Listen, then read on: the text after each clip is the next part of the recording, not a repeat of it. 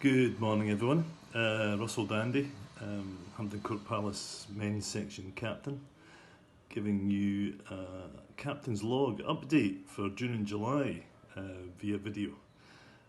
David and I wanted to try and do something a wee bit different rather than going on the paper. So let's try this for a few months, see if it works, just as well as sticking out a paper document. So you'll see a few videos of me over the next couple of weeks.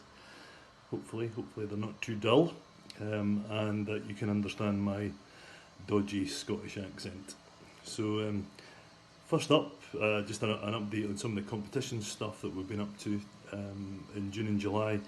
Obviously we have new men's and ladies champions, and big congratulations to Palmer, Hesty and Henri for their performances in the men's and the ladies championships in June. Some fantastic golf played. Just like to say congratulations to both of them for coming out on top in their respective competitions. Surrey comps, we on the John Ling, the men's over 55 group were soundly stuffed 4-1 by Mitcham in June as well, so that brings an end to that competition from our perspective at Hampton Court Palace. But the scratch team goes from kind of strength to strength, having won the last two matches, the most recent one against Hindhead, and that puts them now into the semi-final, where they'll play Burr Hill at some point next month, I think it is. So congratulations going to the team led by Big John. So well done, guys, and keep up the good work. Last thing on the competitions front is I think we're probably going to have a wee look at maybe changing the format and changing the timing of the men's championship in 2023.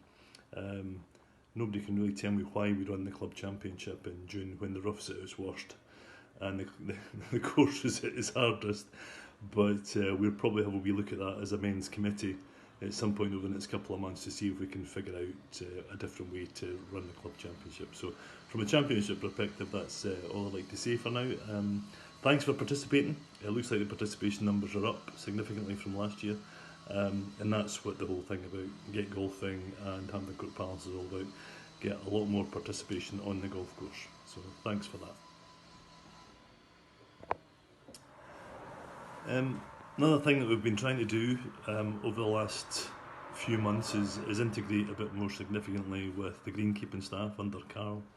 The guys are doing a fantastic job at the moment, as you can imagine, with no rain for most of the last 8 or 9 weeks. The course is completely burnt brown, apart from the green oasi that are the tees and the greens. So the guys are doing a fantastic job, and they're getting on with the bunker work. So that's amazing with that on 10, 11 and 12 due to complete over the next week or so. That will be fantastic efforts from them. We actually talked to them and took them out for a kind of social a couple of months back, and did ask them a question about what really gets their goat actually around being greenkeepers on the golf course. And strangely enough, it's actually similar to my own bugbears, kind of things like not replacing divots, people not fixing pitch marks on the greens, no bunker raking going on, people dragging their trolleys across cut tees in areas where they're asked specifically not to go, and generally slow play.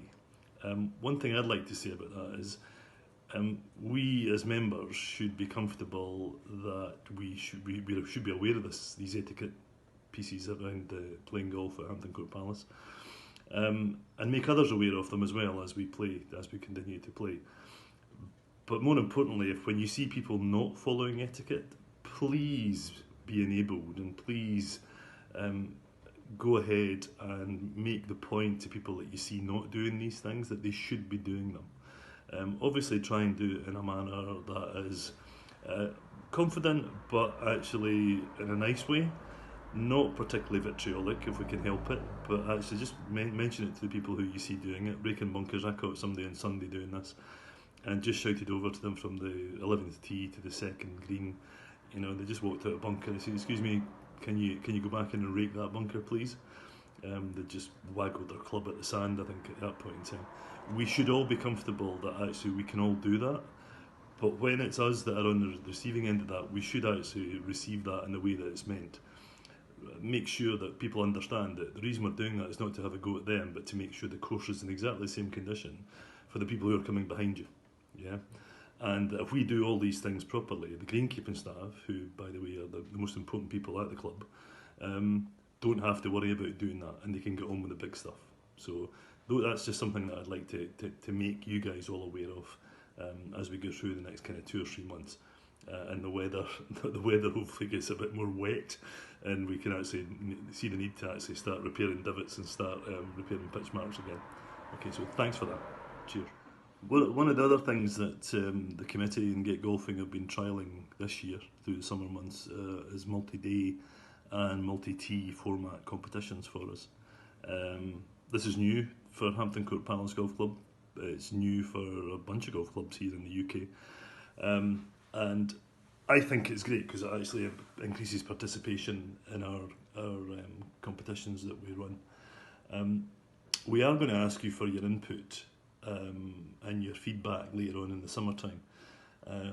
For now, the committee are just pulling together some statistics for I think it's now 4 or 5 competitions we've run using multi-tee, multi-day formats. And we'd just like to get some information out to you over the next probably month to actually ensure that you've got fullest of information before we ask you for any comments.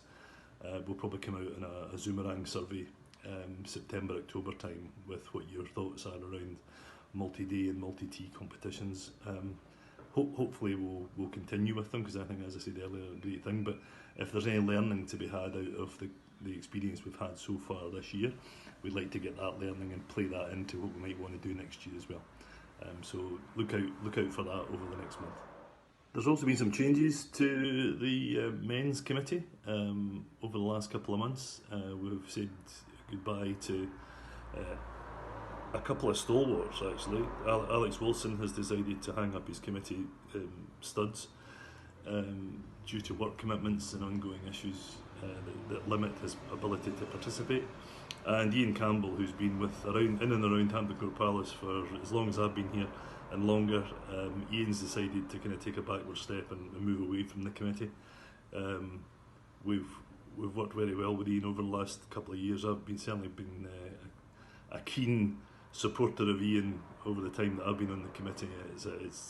It's sad to see him disappearing off, but I think it allows him to concentrate more on his golf, which I think is a good thing.